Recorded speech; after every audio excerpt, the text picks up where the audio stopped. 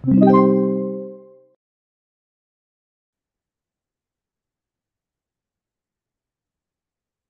next.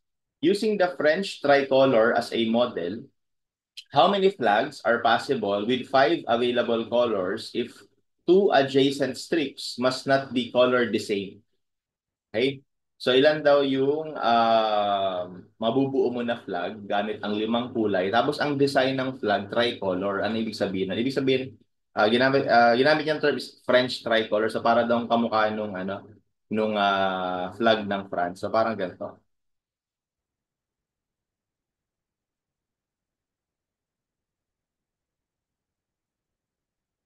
Ayan. Ito yung color 1, color 2, color 3. So, tawagin na natin ABC.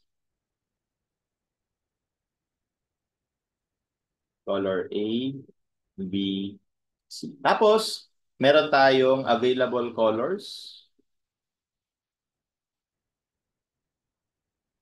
5, no? 5 yung available color. Alright? So, so how would we count this, no? Yung, kumbaga, yung dami ng kulay na mabubuo natin, no? Out of this, or dami ng flags na mabubuo natin out of 5 colors in a tricolor model. So, una, kailangan, hindi po pwede na yung adjacent street, ibig sabihin yung magkakatabing street, hindi pwedeng same yung color. Okay, hindi pa pwedeng same. Alright, so siguro unahin na natin computein kung gaano kadami yung flag na mabubuo, considering na, so case 1 muna tayo. Case 1.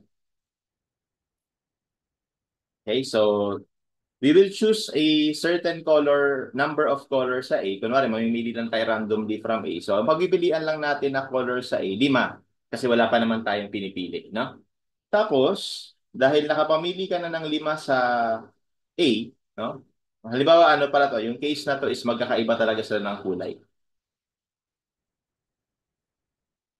Yan, so,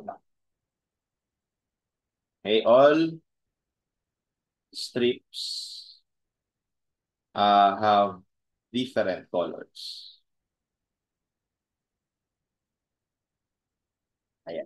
Okay? So, no. So, here, sa pangalawa, since nakapamili na tayo ng 5 dun sa unang, dun sa top, no?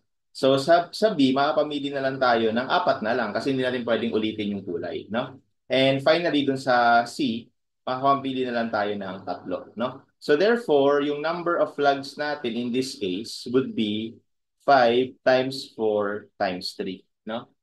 Kaya lang, meron itong, kumbaga merong restriction, no? So una, kapag kinompute natin to, no? Pag kinompute natin yung number na to, okay? So this number will include yung flag that will have the same color or that will have the same design when you reverse the flag. Kasi di ba reversible ito. Pag tumingin ka sa likod, no? Or kaya tinignan mo siya upside down, no? Dapat hindi siya same. No? Parang yung flag ng Pilipinas, no? Na kung saan blue yung ibabaw, pula yung ilalim. Pag binaligtad mo, pula yung ibabaw, blue yung ilalim, parehas lang yun. No? So dito, meron parehas actually. So actually, kalahati nito ay kaparehas nung kalahati niya. No, kapag halimbawa ginawa ko itong yellow, halimbawa, ginawa ko itong green, ginawa ko itong red. Okay? So yan, kasama sa bilang dito yung nandito yung red, ito ay green, tapos ito ay yellow. Pero yun ay parehas lang, no? Neto. Okay? And actually, half nga nung bilang na to will be the same of the second half ng bilang na to. So, ibig sabihin, yung dami ng flag na mabubuo natin in this case is i-half natin because yung half ay duplicate lang nung first half. No? So, this would give us 5 times 4 times 3 divided by 2. That gives us 30. So, meron tayong 30 flags in this particular case. Okay? And then, maliban dito sa ganitong case, syempre consider din natin yung merong magkatulad na kulay, no? Dito kasi sabi niya lang naman, bawal magkatulad yung magkatabi. So, ibig sabihin, pwedeng magkatulad tong ibabaw at saka ilalim. So, ito yung case 1, ano?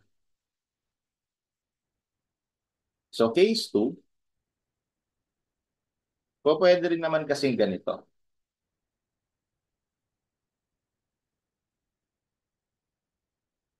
Okay, pwedeng same ito, tapos iba to.